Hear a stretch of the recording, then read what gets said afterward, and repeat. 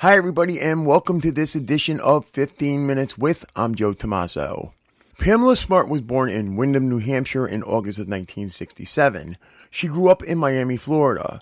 When she was in the 8th grade, her family moved back to New Hampshire, settling in the town of Derry. Pam was a cheerleader in high school and then moved back to Florida where she attended Florida State University. While attending FSU for a degree in communications, Pam was a DJ for not one but two on-air shows featuring Pam's favorite type of music, heavy metal. When Pam came home to New Hampshire on Christmas break in 1986, she met Greg Smart. In February of 1987, they became serious and they became husband and wife on May 7, 1989. 7 months after she was married to Greg, Pam applied for and was hired as a media coordinator at a high school in Hampton, New Hampshire, roughly 34 miles away from Derry. It was during her employment that she met then high school sophomore Billy Flynn. They both met at Project Self-Esteem, which was a drug awareness program at the high school. Both of them were volunteers. It was during this time that Pam and Billy bonded and at some point later apparently began a relationship. On May 1st, 1990, Pam arrived home at the condominium she and Greg shared to find him murdered in what police described as an apparent interrupted burglary. Frantic from what she described as the worst moment of her life, Pam began screaming and running door to door until a neighbor finally called the police. During the investigation, police determined that Greg Smart had died after being shot in the head with a .38 caliber hollow point bullet.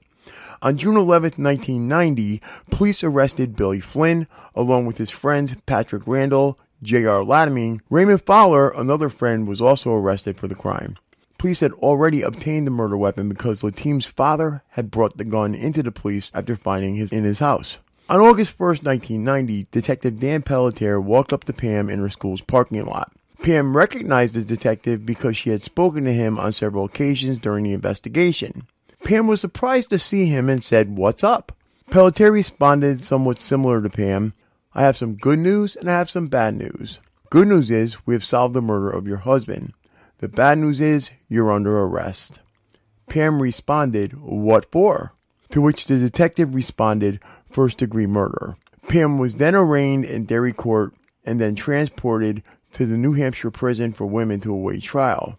Pam's trial, being the first to be televised in the United States, gained national attention. The trial lasted 14 days, with Pam being found guilty of accomplice to commit first-degree murder, conspiracy to commit murder, and witness tampering. As New Hampshire has no facility to imprison females charged with Pam's crimes, she was transferred under an agreement to Bedford Hills Correctional Center in Bedford, New York, which is located in northern Westchester County. If you like this show and would like to see it continue and get better, please consider donating to paypal.me/Joe Tommaso. Again, that is paypal.me/JoeTomaso. If you have any comments, questions, or suggestions for us, or if you'd like to ask us to try and interview someone, please email us at insidetherazorwire@gmail.com. Again, that is insidetherazorwire@gmail.com. Or you can snail mail us at P.O. Box 162, West Haven, Connecticut 06516. And now, let's continue with this edition of 15 Minutes With. Hey, it's Joe, and I am here with Dr. Eleanor Pam. Dr. Pam is probably one of, if not Pamela Smart's closest friends. Dr. Pam is also Pamela Smart's media representative, academic advisor, mentor, and her closest advocate. Since the facility prohibits Pam from directly participating in our podcast, I asked Dr. Pam to present some of the questions to Pam and act for us as our intermediary. Dr. Eleanor Pam is the president of the Veterans Feminists of America. She also joined the National Organization for Women in its infancy, along with her friend Kate Millett, author of Sexual Politics. Dr. Pam holds 3 advanced degrees and is professor emerita at the City University of New York, where she's a member of the faculty and held senior administrative positions for 34 years. She has received many academic honors, citations, and awards for her pioneering contributions and leadership, especially in the area of women's rights. She's a recognized expert on the subject of women and violence. Eleanor Pam has been on the forefront of issues such as women in prison, sexual harassment, domestic violence, gender discrimination, rape, and other acts of violence and injustice. She frequently lectures on these topics all over the United States and has many appearances on national television and is frequently quoted or featured in newspaper and magazines articles. For 8 years, Dr. Pam served as a member of the New York City Commission to Combat Family Violence. She's also founded and served as director of the Domestic Violence Research and Resource Center at John Jay College of Criminal Justice in the city of New York. She's worked for the Federal Bureau of Investigation, participating in several think tanks at their Behavioral Science Unit in Quantico. There she assisted and trained other experts and professionals to understand and manage the problem of law enforcement personnel who batter or abuse their intimate others. The following year, she performed the same duties for another task force at Quantico, this time regarding police homicide-suicide in relation to domestic violence. A regular visitor at state prisons, Eleanor Pam is recognized as a passionate advocate for incarcerated women, most of them high-profile prisoners whose freedom and rights she seeks to secure and defend. She continues also to expose and speak out against gender discrimination in the correction and criminal justice systems, along with guard brutality, sexual harassment, and prison rape. Her work on behalf of these women is ongoing and current. Dr. Pam, welcome, and thanks for agreeing not to only be our go-to person to communicate with Pam, but thank you also for agreeing to come on the show and share your insights and observations as well. Well, thank you very much for having me. So prior to the two of us speaking, I did a short intro for those that are unfamiliar with the case as to Pam's birthplace, schooling, and some of the event dates, so you didn't have to sit here and listen to me ramble for 20 minutes. The first question I have is, how long has Pam been incarcerated now? 31 years, which is longer than her lifespan. I mean, it's unbelievable. She was 22 when she went in, and she spent more time in prison, twice as much as she's been alive. Her date of release will be 999999999, meaning infinity. So basically, it's the rest of her natural life. Exactly. What was Pam's first reaction to prison? I know I had read in one of her earlier interviews that she had said it was, when she came into prison that first time, it was just, she was overwhelmed with fear. Well, certainly fear. I'd say closer to terror and shock, numbness, despair, anxiety. You think of a negative emotion, and that's what she had. A lot of people have seen shows on television like 60 Days In, Lock Up Raw. These shows are pretty sanitized. I mean, like really sanitized, and they don't show what happens for the most part. Would you say that prison's like a college campus, or would you say it's actually dangerous? You know, it's amazing. I often hear certain prisons characterized as a campus. They kind of picture it in sweet terms, but boy, is it ever dangerous. It's dangerous every minute of every day. Absolutely. There is no such thing as a, what do they call it, a country club prison, Right. No. Yeah, I know a lot of people describe prison as being a country club, or, they think it's like summer camp, and it's not. When did Pam first transfer to New York in Bedford Hills? In 1993. Prior to that, she was at Goffstown Prison for Women in New Hampshire. She spent 2 years there. Okay. And it's my understanding that when Pam got to Bedford Hills, she was basically persona non grata because of the notoriety of her case. Is that correct? Oh, absolutely. People hated her even before seeing her. The media had a field day with her, and books were written about her, and magazine articles, and documentaries, and magazines, and everybody felt free to make up stories or characterize her erroneously and character assassin her. So, as a matter of fact, before I met her, I didn't like her. So I had to do a whole sea change. The world was poisoned. Media and the biased media notoriety that she got. and eventually the worst of all, To Die For, the movie with Nicole Widman, when that came out and most people saw it, it really poisoned the well, and it poisoned the way even the guards saw her. And they would say it to her that we know who you are, we know what you did, we saw the movie.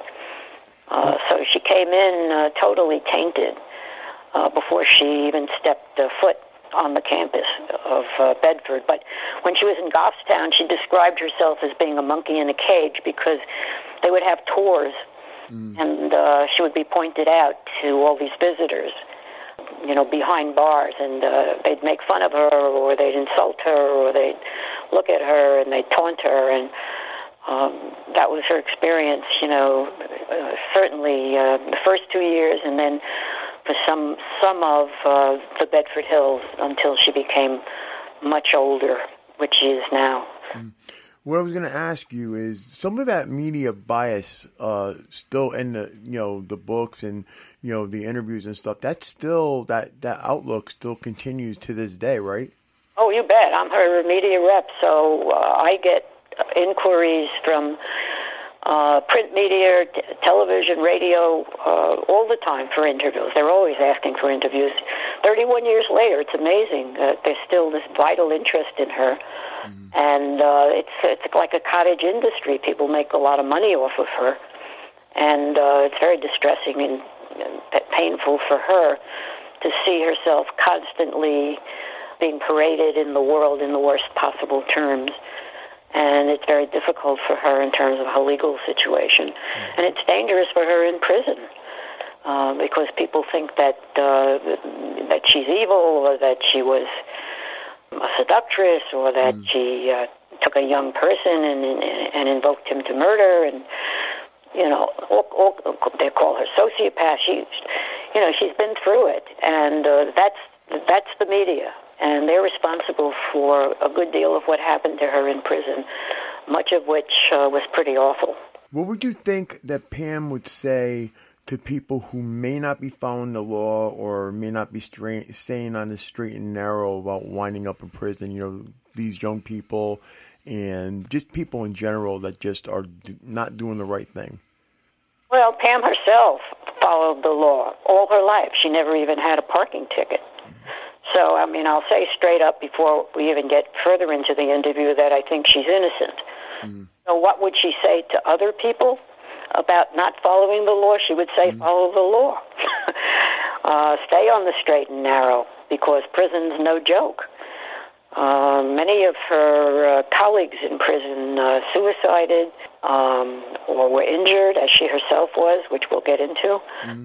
And it's not a place anybody wants to be. So she certainly would be foremost among the advocates who would certainly discourage anybody, any young person, or anybody not young, right, to avoid doing anything they can about falling afoul of the law.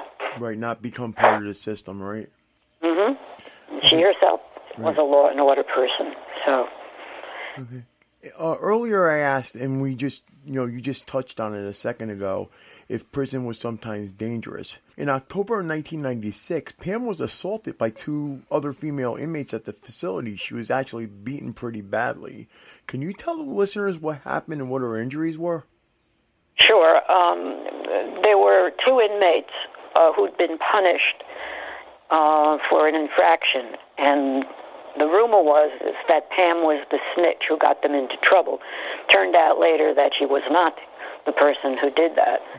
But anyway, these inmates attacked her, and they injured her permanently, actually, pretty seriously. They fractured her eye socket. They injured her face so that she had a plate put in to the left side of her face, and she has no sensation there. They messed up her back and her knees so that she, to this day, has permanent pain and injury in those parts of her body. And eventually, those 2 were brought before a judge, in order to have these new charges of assaulting Pam Smart. And the judge wanted to increase their sentences, and Pam advocated for them, and she asked that they not be punished. I gotta tell you, I mean, I know that, from looking into the assault and the trial for the two girls, I know Pam did sue the state of New York and the DOC, and she won. Some of the mainstream media hailed it as a payday for her, but actually her attorney got most of that money. Plus, there's no amount of money that can, make that kind of attack go away. On top of that, I was going to bring up the fact that Pam also watched her co-complainant, Carolyn Warmus, who was also serving a murder sentence, wind up getting released later on in 2019 after she served 27 years. But what I wanted to touch base is when Pam won this case, I guess a lot of people, like I said, the media was, promoting it as a payout for her or payday for her. The prosecutor actually had to tell people and explain to people that, because they just forget about this, Pam is a human being and she was beat and she has rights. They're supposed to be protecting her in there. Yeah, as a matter of fact, that's what prisons are supposed to be. Care and custody is the mantra. Mm-hmm. She was in their care and custody. And the custody for sure, but not so much the care. She got almost no money at all. I mean, it certainly was a pittance. Mm-hmm. So for them to play that up is ridiculous. Yeah, I actually thought it was ridiculous myself. I read some of the articles from then and reading it, and then I looked at the other paperwork from the court itself, and I was just shaking my head going, the lawyer got the money, she did. And I said, but not just that. If somebody gets beaten as badly as she did, broken nose, broken orbital, I gotta tell you, I was amazed. And then for people to be angry still, because she's already got this thing. I actually saw some of the quotes from when the trial happened. They were giving her monikers like, Ice Princess and all this other stuff. And I was like, that's not what I see, even in some of the interviews. The press always felt very free to call her names. Killer,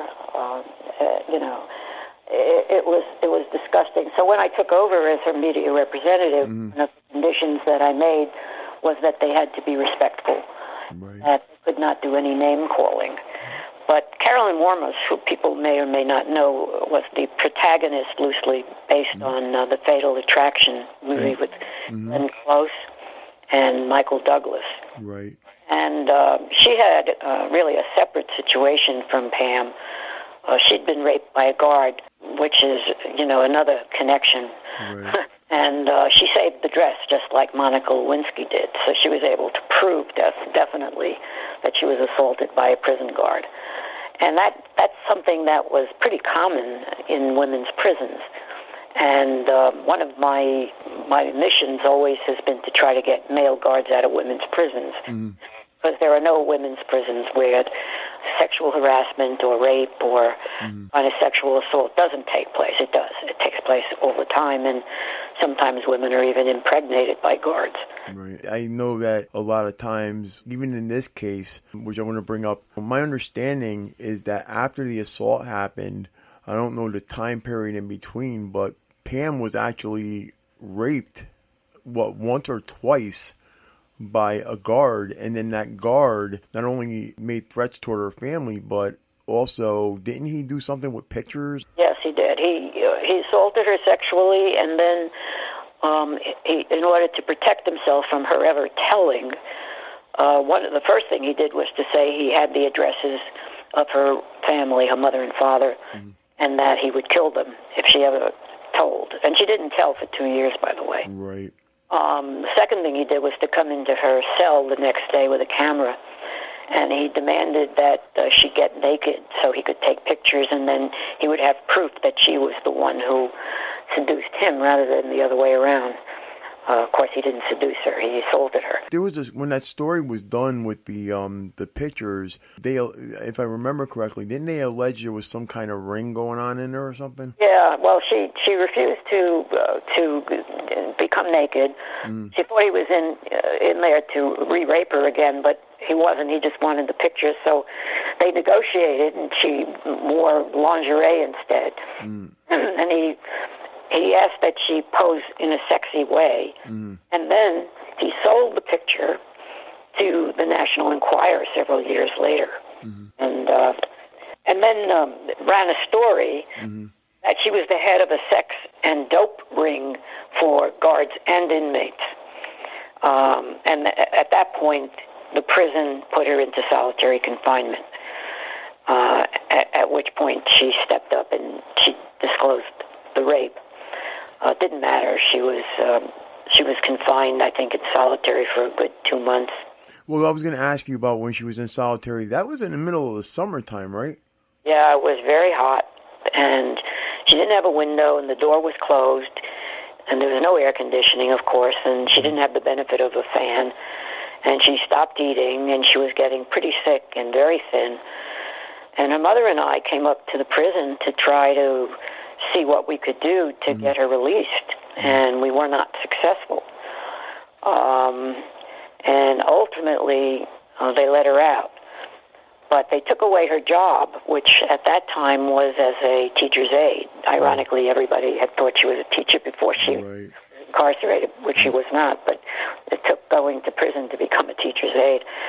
And but when she got out of solitary, they took the job away from her, and instead they put her in a special unit with disturbed girls and women who were either mentally retarded or emotionally problematic. And she lived in that unit and worked in that unit 24/7.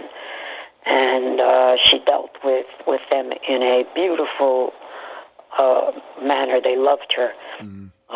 She made sure that they were clean. If they were incontinent, she wiped their butt. She talked to them. She read stories to them. She taught them. And in the end, the unit was really quite well-run and cohesive and harmonious. And that was a first. So, Pam makes lemons, lemonade out of lemons for sure. Well, that's what I was going to say. I noticed a lot of, she tends to, if something bad happens, she tends to definitely switch it around. Let me just finish the rape story. Okay. She sued the prison for that as well, and the guard, and the guard then committed suicide. Because I was going to ask why the guard wasn't arrested, but I guess you just answered that. Yeah. All these stories are kind of ugly, as you can see, and a cautionary tale for anybody who might be considering doing something that would wind them up in prison. And, Pam was very famous and still is. You can imagine if this kind of stuff happened to her, what would happen to an ordinary inmate. Being in prison, sometimes people, when they get released, they feel that they're stuck in a different time or era. They're also actually, seen cases where they're afraid to get released because everything's changed so much. Pam's been incarcerated since, 1991, and things have definitely changed out here. Has she been able to experience any of the things that we have out here? And if she was released, do you think it would be hard for her to adjust? No way. Pam can't wait to get released. There is a Rip Van Winkle kind of motif that happens sometimes, and I've worked with a lot of inmates, and some of them who serve long sentences do have that situation where they come out of prison and they are not used to the technology. But Pam's different. She keeps very current with everything. They've just been given tablets in the prison, so she's word processing and emailing. She can't use the internet; they're not allowed. But that's what I thought we would point out. That she might have a tablet, but they're not able to go online. No Facebook, Twitter, and all that. Right, and she doesn't have a cell phone, but she knows about it. So she definitely keeps up with the modern world, and she would adjust. The way it's hard to adjust in prison, believe me, for her it would be easy peasy to adjust outside of prison. I reached out to some of our listeners for questions, and I received a few. Our listener Teresa asked, Pam's seen many other women also charged with murder come and go. How does she handle that? Well, I'm going to answer that in two parts. She's responsible very often for women being able to get released. She helps them. with their legal questions, and she's wonderful. And if there's some research needed, she does it. So she's overjoyed anytime someone gets released. What does bother her is when the boys who murdered her husband got released. Right. That she can't reconcile herself to. That is maddening for her. And it makes her angry and resentful, and it's an upside-down world for her to see them reclaiming their lives, getting married, and living it up while she's serving the sentence they're supposed to have, with no end in sight. Well, you just said that Pam did a lot of research for these people. I mean, I was going to ask you and bring it up later on, but she has several degrees now, right? Oh, absolutely. As a matter of fact, I was her academic mentor.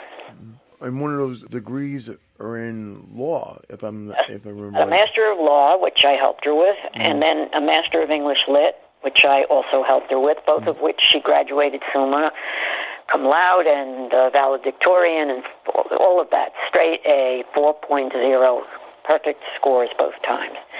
Then she got a doctorate in biblical studies, and then she became an ordained minister, and now she's working on a third master's. So, yeah. Yeah, I mean, I also saw, when you brought up the Bible studies and the ordained minister, I also saw that she's a certified pastoral counselor as well. Absolutely. Yeah, she's very spiritual. She goes to church 3-4 times a week at least. She leads the services. She does praise dancing. She's extremely spiritual and faith-based. And some of the letters that came in on her petition, she got letters from the Protestant chaplain, the Catholic chaplain, the Muslim chaplain, the Jewish chaplain. She works with all of the prisoners in a very religious manner and in a very pragmatic manner as well. I'm going to slip a question in here right now that was given to me from, believe it or not, one of our listeners, Louise, and she is in the UK, and she actually knew about this case, 'cause I guess when it happened, it was all over everywhere. Louise wants to know, is Pam's mother still working with you to have her released? Oh, absolutely. Her mother and I are very close. We're in touch with each other sometimes multiple times a day for the last 31 years. First, Pam described it as I was a friend of the family, and then I became a member of the family. And our families are very intertwined. So, yeah, Linda Wojcik, Pam's mom, is definitely involved. Therese, the person who had asked the first question, wants to ask is, does Pamela think that she was treated unfairly or unconstitutionally, and does she have plans to file any future appeals to try to get him released? Well, yes and yes. Certainly treated unfairly and unconstitutionally, and we are certainly planning to file and are working on a future appeal at the moment. Our listener, Jack R., is asking, when everything happened and the whole Billy Flynn thing, not the homicide, but the affair, he wanted to know if, was Pam unhappy or unsatisfied with her marriage, or was she just looking for something on the edge or taboo when she got involved with Billy Flynn? Basically, he wanted to know what drove her to have an affair. Okay, that's a fair question. She loved Greg and still loves him.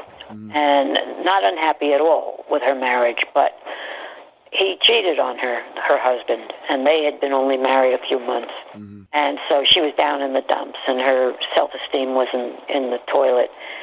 And when Billy Flynn came along, he was flattering, and he made her feel better, and she had no sense of woman at that time, and he made her just feel better.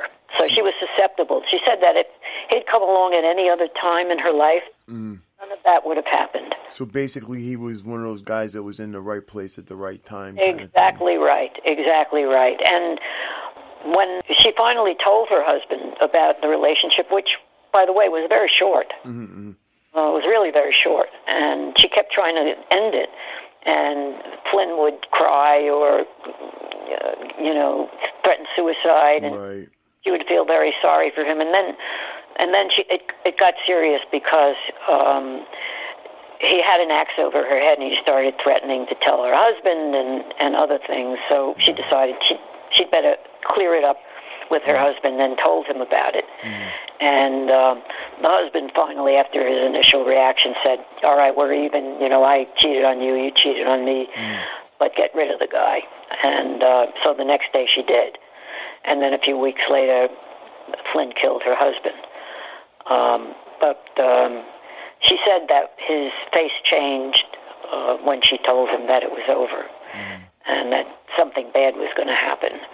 And they did. She and her husband got reconciled, and they started looking for a house. They decided to have a family, and they were working it out when all of this happened. Right. My understanding is, too, that when Pam walked go into the condo that night, that she saw Greg laying on the floor, and she herself had said it was the worst thing she's ever experienced in her life. She actually went screaming door to door until somebody finally called the police. She was. She, as a matter of fact, asked them to call the police, and her friends came over that night, and her parents as well, and they said that she was crying and screaming so much that she had no voice at all. And the boys who killed him, they tried to come to the wake. Unbelievable.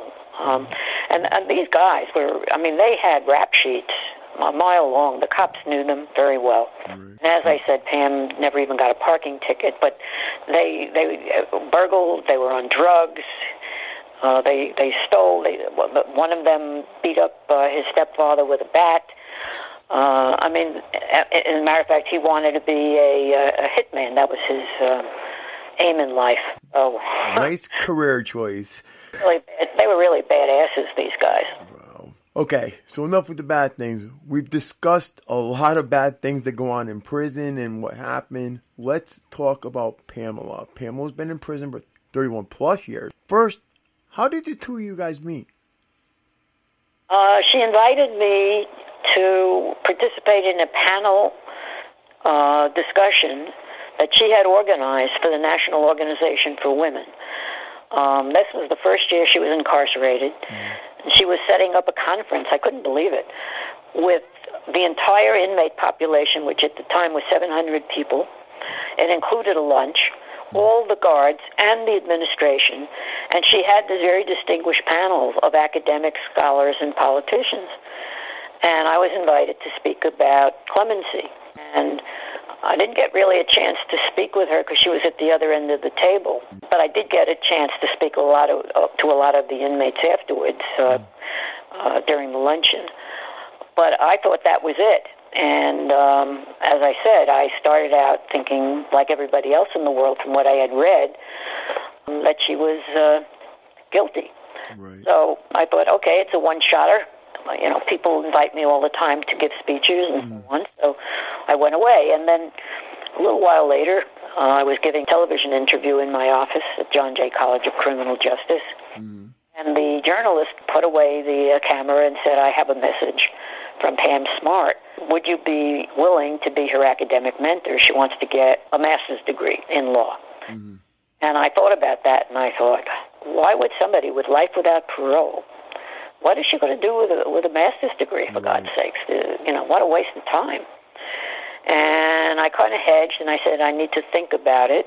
And I did think about it, and I thought, well, education is a good in itself. And anybody who's got this kind of sentence forever, who's got the character and the motivation to better herself, deserves a shot. And I had asked the reporter, what is she going to do with it?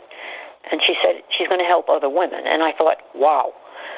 And that became what I knew of Pam, which is service. Everything was about service to others. So I agreed. And it was a very difficult journey getting through that first master's degree. She was as brilliant a person as I'd ever met. I was at City University of New York for 34 years as a professor. I'd never met a better, more motivated student than Pam Smart.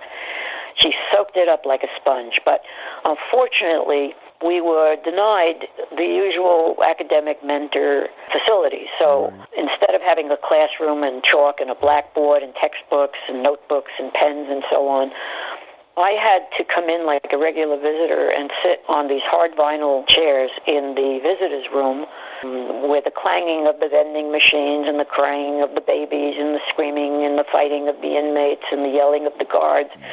And we sat just looking at each other face to face, and I talked for 2 years, and she listened for 2 years.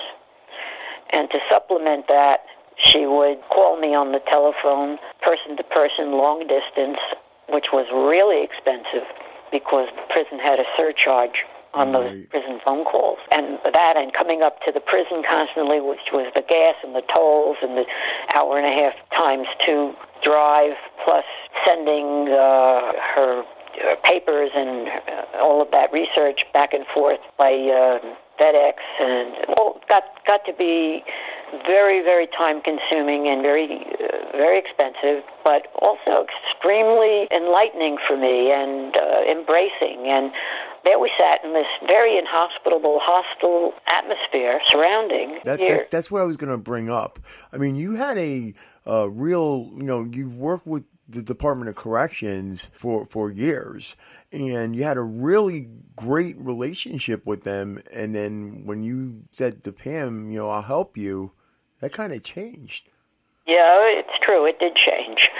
I was hoping that my halo, meaning since I had a doctorate and I had this very respectable career, all of that would rub off on Pam and burnish her. Instead, she rubbed off on me, and I became sort of a bit of persona non grata myself. So I never got to her graduation party for a ceremony either, for that matter. So since I was never officially recognized as her academic mentor, I didn't get any of the perks or of the conveniences, but it was worth it.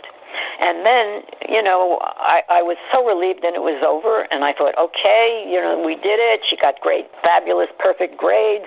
I'm done. And she called me up a few days later, and she said, Eleanor, I think I want to get another master's, this time in English Lit. I guess she had a surprise for you. I said, Pam, you're killing me. But this time, I knew what I was getting into. And I knew that this was a valuable person who was worth it. And although we hadn't in the first go-round talked about her case, the second time, which was another 2 years, which resulted again in a 4.0 perfect Phi Beta Kappa Summa Cum Laude. And she was valedictorian for the class the second time around, right? I mean, it was unbelievable to be able to do that, frankly. But we did then become very close, and I started to talk to her about the case, and I got much more involved as her advocate. And as a lot of things, I wore all the hats, and certainly became her friend, and was totally convinced, absolutely convinced, that she got the rawest deal. Now, one of your listeners had asked about being treated unfairly or unconstitutionally. Right. That was Teresa. Right. And I answered very quickly, and I said yes. And I didn't say why or how. And I won't go into a great deal of detail about it, but I will say they should have moved the trial to some place where there was out of the jurisdiction where the crime had happened. There was a lot of agitation and bias going on. They should have sequestered the jury, which they didn't do, because when the jury went home, the WMUR, the TV local station, played the trial nonstop, and commentary on every station and all the newspapers. Well, I was going to ask you something. I'm almost positive I saw something that one of the jurors in this case actually recorded stuff. Well, we had problems with several jurors, as a matter of fact. Yes, one of them went home every night and recorded her thoughts and recapitulated the day and saved all of it in the hopes of selling that stuff later on. So that was contaminant for sure. There were other things that were really misconduct. The worst of which was one of the jurors was in a bar at night watching the televising of what was going on, and talking to people around him about the case. So that's a no-no, and would have been better, of course, if they... Isn't that the gentleman that had said something about, I guess the judge asked him if he could be impartial, and he said yes to the judge, but he had already made his decision before he even got selected as a juror? Well, that's a different one. Okay. But this guy, the judge said, and he said it, by the way, ex parte, meaning he didn't have the lawyers around him when he talked, which you're supposed to do. And Pam's lawyer was not there, but anyway, he said, can you be impartial? Did you do it? Were you talking about the case in the bar? And he said, no. He says, okay, go rejoin your fellow jurors. So that was another one. And then there was a third juror who was running around during the pool, and she was eventually selected to be on the jury, saying Pam Smart is guilty as hell. I'm going to make sure she hangs. Stuff like that. And this judge did not want to hear any of that. He wanted this case. He fancied himself in a movie about the case. He said he wanted Clint Eastwood to play him. He wouldn't move the case. And the worst of all, I think, was that the boys were housed together, and they watched themselves and watched the trial on television together. So that's how they would testify. So, I mean, those are, just some of the unconstitutional things. There were a great many other things as well. Plus, the boys were on drugs at the time that they were testifying, which is another whole story. The narrative that Flynn was this virgin and Pam was this older woman who was lusting after this in a pedophilic way or a sociopathic way, lusting after this young virgin, and that his hormones were so innocent that she induced him to murder her husband is nonsense.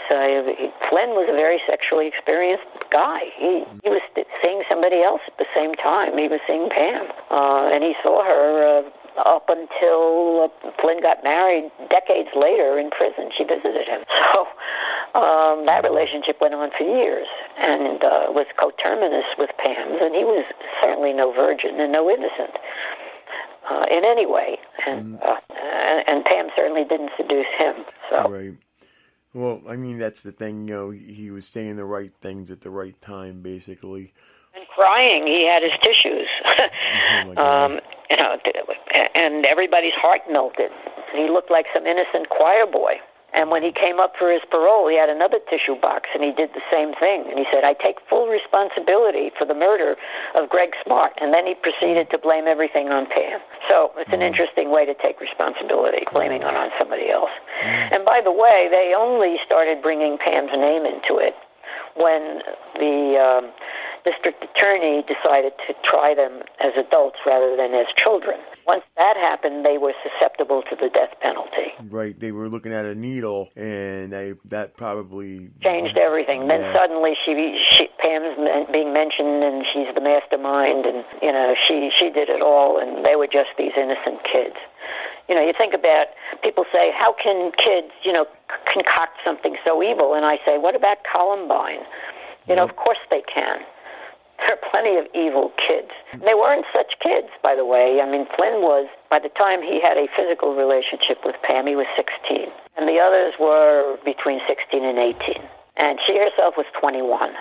So if you flip the genders, and you think about a 21-year-old guy and a 16-year-old girl or an 18-year-old girl. It's not in today's day, no. It's nonsense. Everybody's still morally outraged at her. And, the district attorney himself was disciplined by the Bar Association because he had an affair with his client. So his ethics were not too good.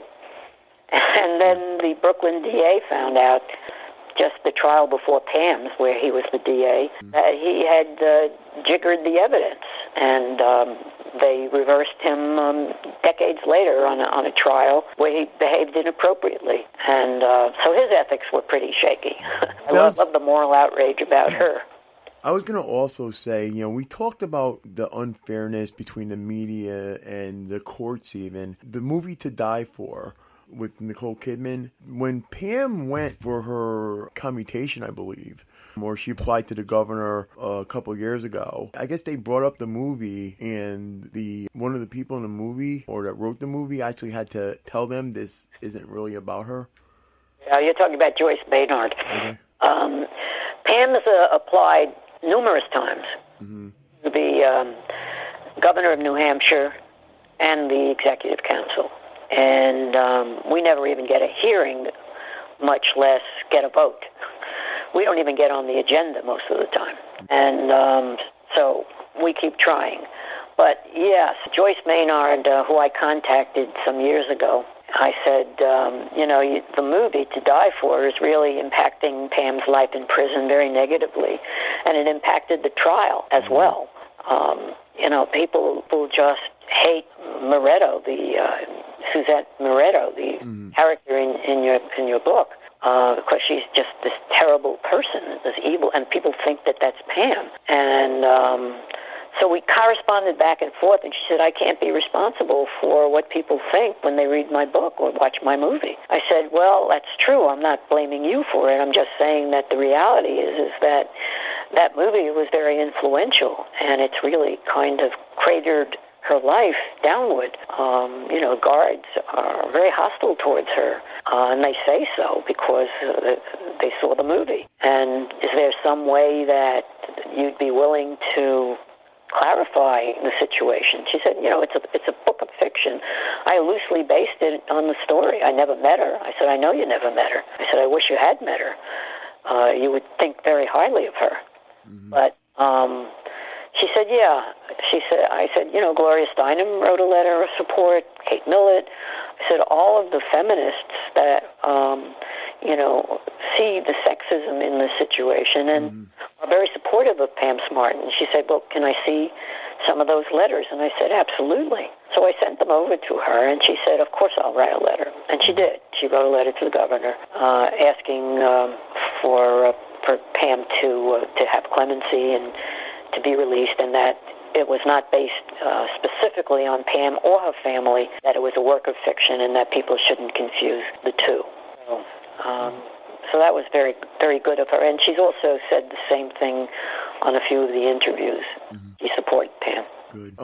Recently, Pam wrote to another outside party and also to you, explaining the facility's been in lockdown for a while now because of COVID. I guess all the institutional program has been put on hold. They're only getting out of their cells for about 2 hours on first shift, which is 7 to 3, and about an hour on the 3 to 11 shift, which they're not out until 11 o'clock. But it leaves her, not only her, but all the inmates locked in 7 by 9 foot cells for 21 or sometimes even more hours a day. I know she says she's trying to remain hopeful and positive. What she told you about the lockdown and the current conditions?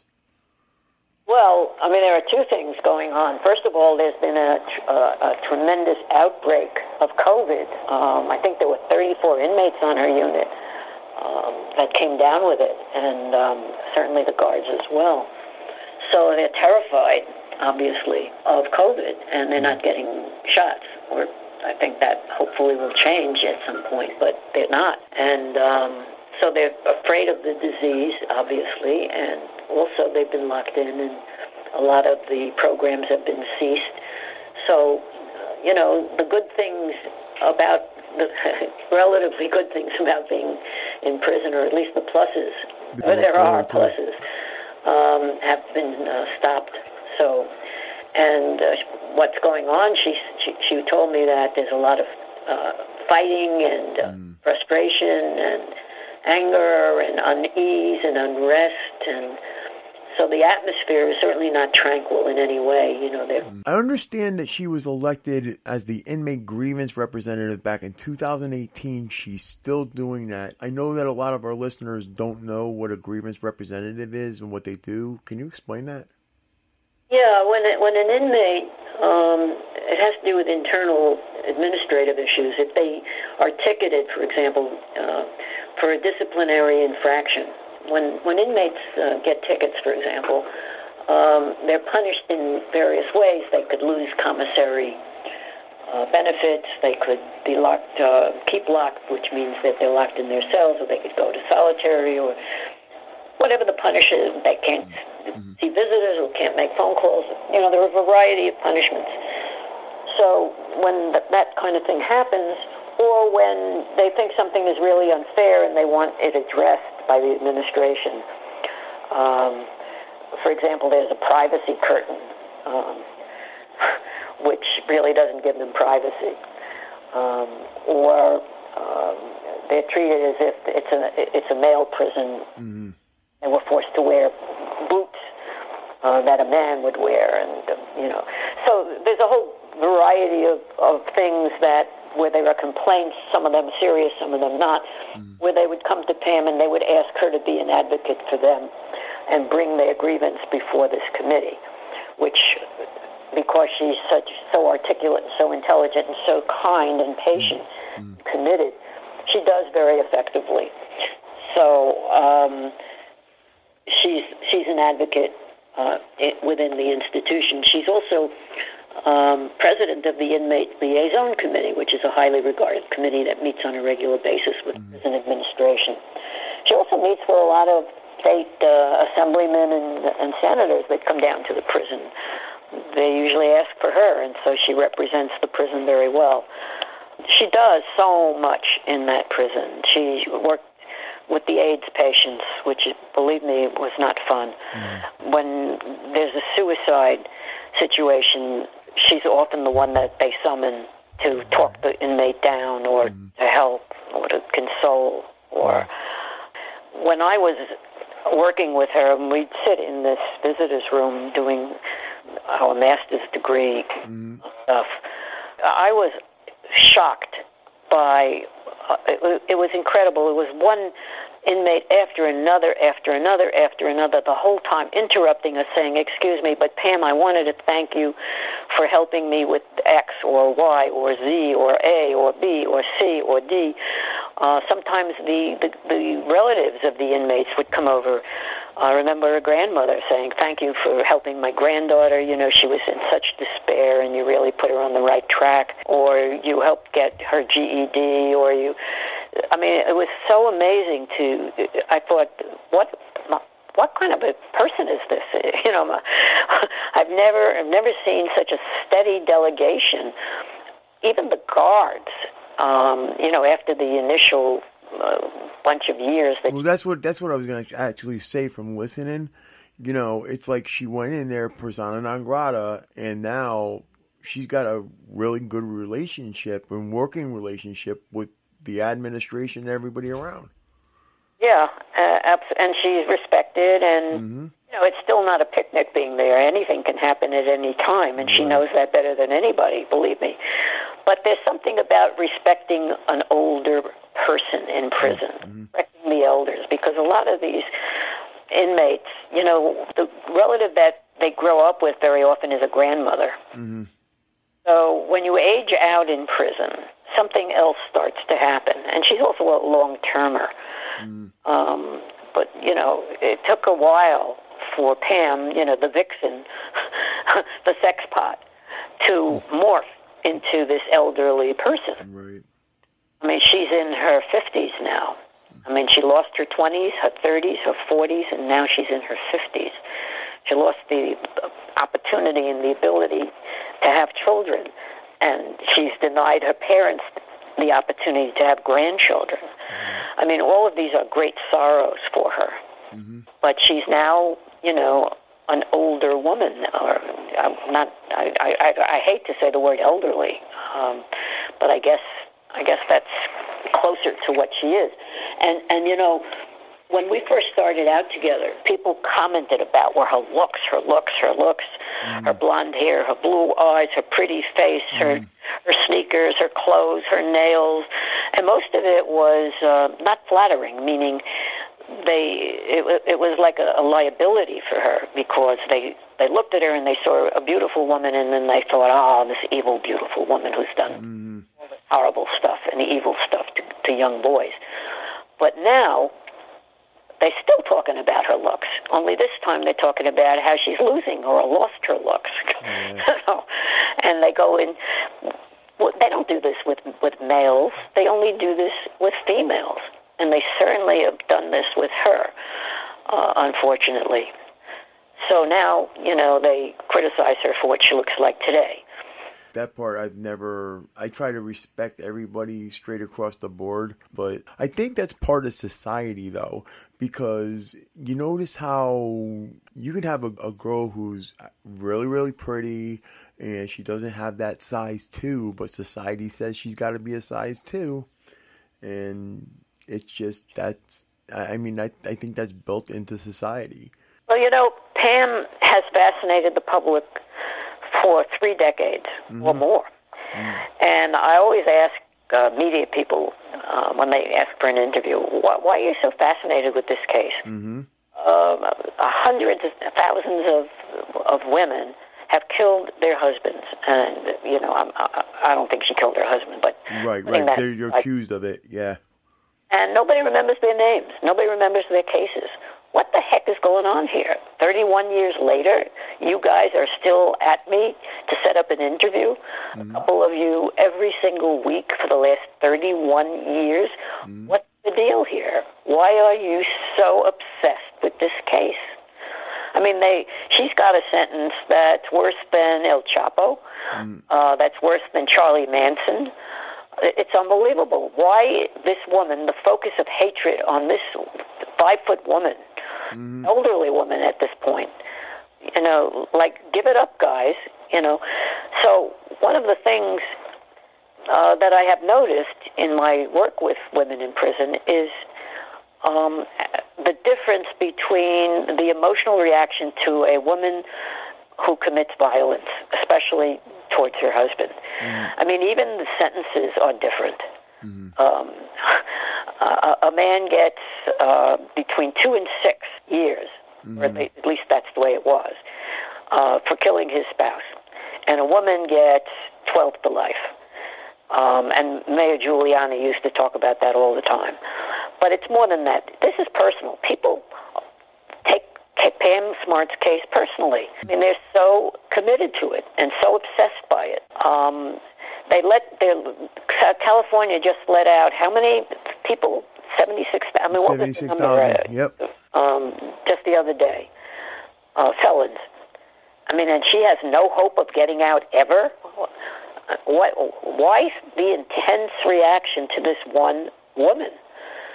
And why is this case embedded in the cultural, societal psyche?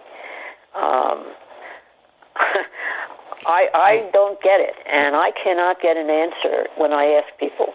I mean, we've done every major media, Oprah, ABC, NBC, CBS, MSNBC, Fox.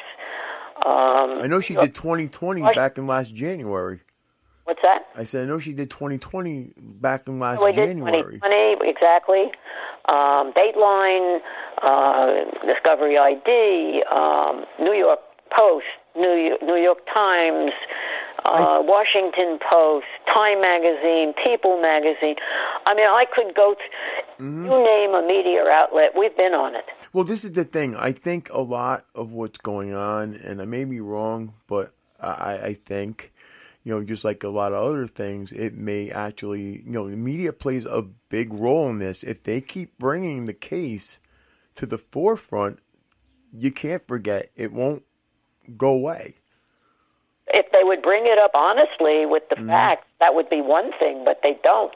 They keep bringing up this fiction that she was a teacher, for example, that he was this virgin.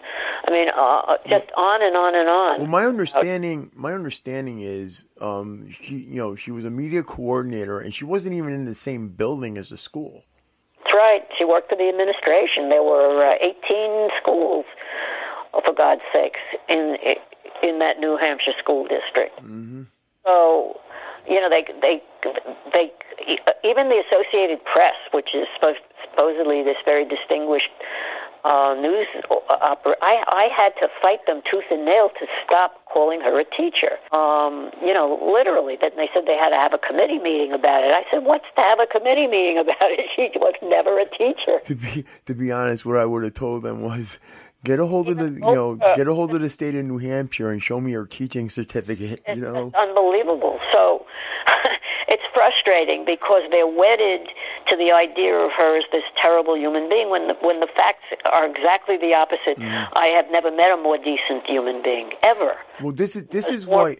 This is what I was getting into with you, because we were talking about, all these things she's doing positive. Prison. I mean, I was going to bring this up as one of my upcoming questions. She's highly active. She's highly spiritual with the church. She's got a doctorate in Bible studies. She's an ordained minister that's from my understanding is that's from an outside organization, right? Mm-hmm. Yeah, of course. Okay, and she's the director of the Lutheran Dance and Praise Team, who they dance at the services. I was also, like we talked about earlier, she's a leader in the church. She presides over the services. She's giving the services. There's nobody that comes to her that's turned away.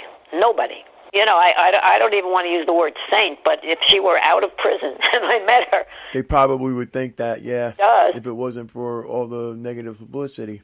Yeah, I call her in a letter that I wrote, the soul of Bedford Hills, and I think that's accurate. If Pam is released, what are her plans, both immediate and later on? Okay, well, I actually asked her that question this morning, and she said, the first thing I want to do is find a good church and praise God for the miracle, and that I would have expected as an answer. Then, I want to spend time with family and friends, just have a nice meal, and go to the beach. Eventually, I would like to work for the United Nations. That's the shortened version. There's a couple of things that touch on me in that as well. It shows what she's missed, over these times, and it also shows her goals, and she sets these goals for herself. They're incredible goals.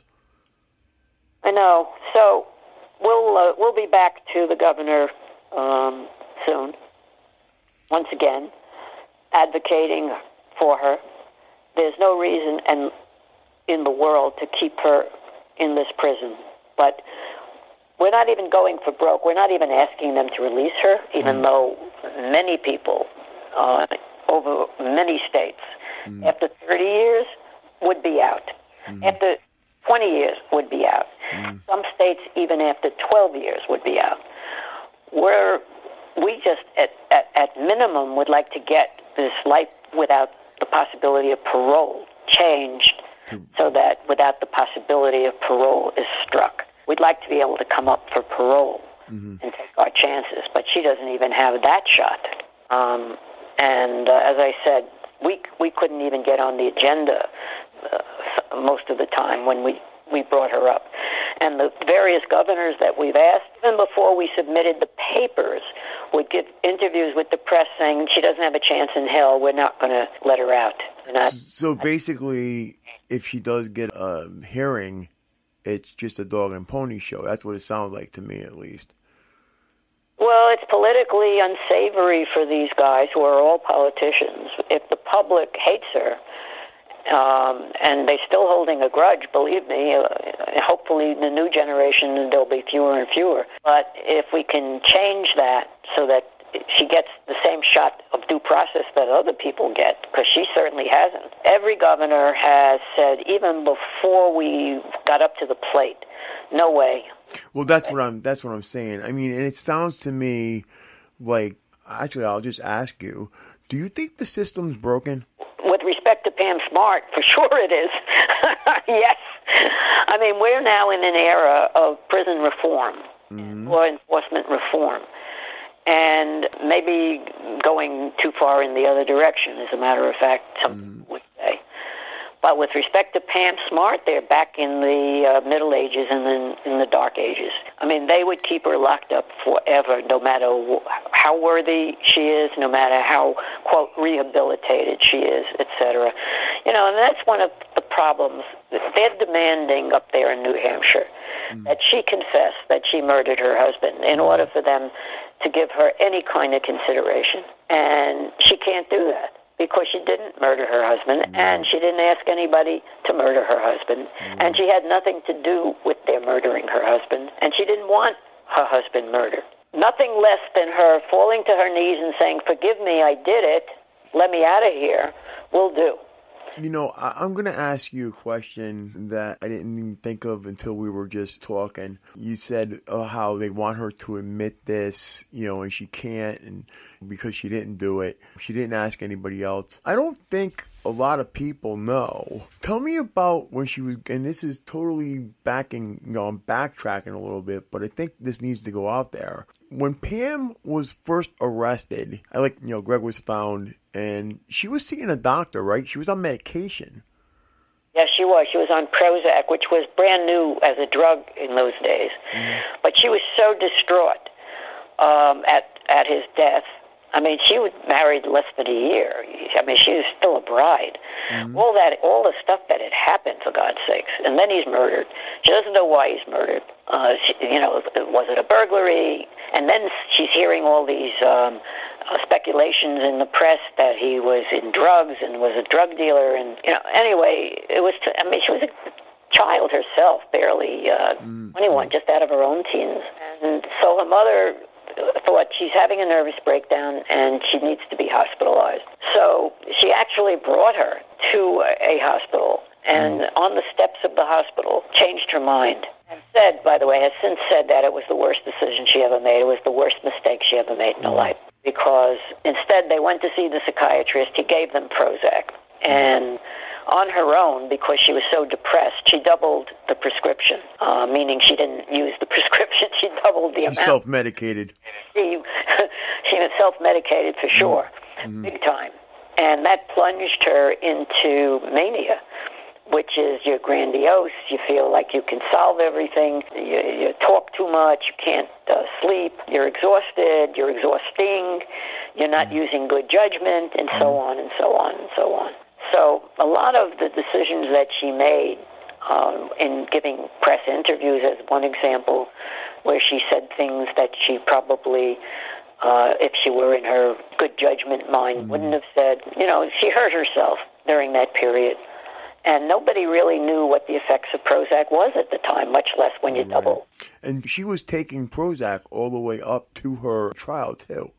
Up till the trial, yeah. Well, during the trial, she had actually been in custody, right? Yeah, right. So she wouldn't have been able to have access to it. Speaking of which, this is another thing I want to bring up, because I know Prozac was not a good thing, and it did affect her judgment. She was in the woman's prison up there awaiting trial. They obviously knew about her medical history, which would have included her psych history.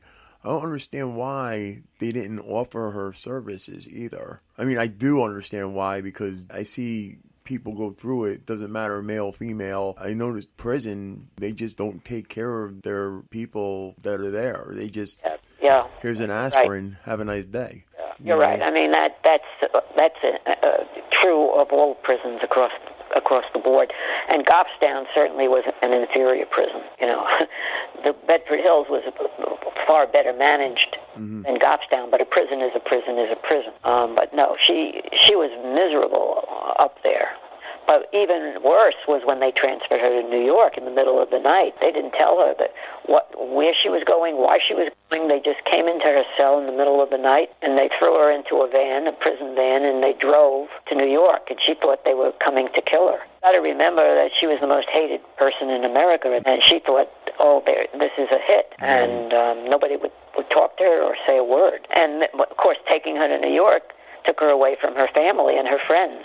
They were 400 miles away. And so she had to start all over again.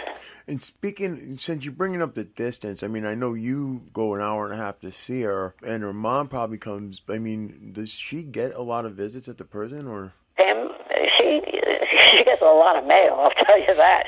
Right. Her mother comes back and, up until, her mother was living in New Hampshire up until recently. She's now in Florida. So she was a snowbird, so she always had a trailer visit when she was going up and back. And, of course, her husband, John, was a pilot. So in his before all of this happened, he lost his job because of her notoriety. But, I mean, the whole family has suffered so Well, that's the thing, too. People don't realize, a lot of people don't realize, not even just in this case. I mean, Pam's case, you're right, the notoriety of the case affects the whole family.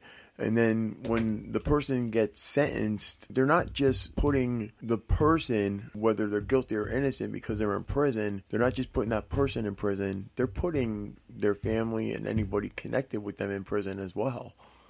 Yeah, they serve the sentence right alongside the inmate. And it's hard for the poorer relatives to get these phone calls. But, as I started to tell you, for me to talk to Pam, she had to call me, and it was person-to-person, long distance, plus a surcharge. So you can imagine when inmates are separated from their families, and many of them are, they also can't even afford the visits or the phone calls if they're indigent. So, I mean, it's tough stuff. But Pam is the busiest person I know. Most of the inmates, time drags heavily on their hands. But she's out there not only with her 100 million jobs and volunteer stuff and helping inmates. She also plays softball. She's in church. She's working on her legal stuff. She is so she's constantly going. She'd be a CEO if she were out of. She'd be the CEO of the General Motors, or the president of the world if she were. If this hadn't befallen her. Right. Is there anything else you'd like to tell our listeners about Pam? I think she got a raw deal times 5,000. I think that the boys took advantage of her to trade places so that she's serving this horrendous sentence. I'm hoping that people will step up and support her, write letters to the governor of New Hampshire, and wish her well. They can try to write to her as well. She answers most of her mail, and if you want to go on the PamelaSmart.org or .net or .com, I forget which website, you can do that. What is it, Joseph? Do you I am going to learn a little more about it? And I mean, she's a poet, she's a dancer, she's a singer, she's a musician, she's kind. That website is www.PamelaSmart.com. .com, yes. Okay, so I hope that your listeners will educate themselves a little more and join this growing army of supporters, because Pam has a lot of supporters. The website is actually really informative, and on top of being informative, some of the letters are on there that were written by people who have gotten to know Pam over the years. Some of them were before, but a lot of these I see are from prison staff. You talk about going in with one outlook on a person, and then she's definitely changed their minds, which is fantastic. There's no I can't recognize the Pam Smart that the media projects with the Pam Smart that I have known for over 3 decades. And listen, I've worked with a lot of inmates. Some of them are guilty and some of them aren't. Right. This one is a total miscarriage of justice. It's the worst miscarriage of justice I've ever come across, which is why I've hung in there and stayed with it and contributed my poor husband, who's a lawyer, to the cause. So he's now her lawyer. Last but not least for this edition, if Pamela were here talking to us right now, that is here with you and me right now, what would her message be to our younger listeners or all of our listeners about prison and about doing things that might cause them to become part of the system or wind up in jail or prison? That spend your time improving yourself, actualizing yourself, and then using whatever gifts you have, whatever assets you have, whatever time and energy you have in the service of others. Helping others is the ticket to personal happiness, growth, and to staying out of some of the dangers that lurk ahead. So work on yourself and don't come to prison. For sure. Okay. But also service to others. That's what she's about. Right. That's brought her peace. She says to me, I've had and I'm living a very rich life. She said, people think that I'm miserable, she says, or bitter or angry. She said, I'm not. I'm very peaceful. And I've had a very rich life. And God has put me where He wants me to be. I hope that those listening to this can learn something from what we just talking about, and I hope they take away something from this. Eleanor, thank you very much for taking the time to come on the show. I actually hope to have you back sometime soon in the future. Well, it's been my pleasure always to talk about Pam, one of my favorite people, one of my favorite topics, and somebody who really needs the help that any of us can give her. And I do that unstintingly and with a full and open heart. So thank you for giving me the opportunity to speak about her once again. Thank you. And that's it for this extended edition of 15 Minutes With. I hope you enjoyed this segment. If you have any questions, comments, or suggestions, or if there's someone you might want us to interview, please email us at insidetherazorwire@gmail.com. Again, that is insidetherazorwire@gmail.com. Or you can snail mail us at P.O. Box 162, West Haven, Connecticut, 06516. And if you'd like to donate to help support the show, you can do so at paypal.me/Joe Tomaso. Again, that is paypal.me/JoeTomaso. See you next time.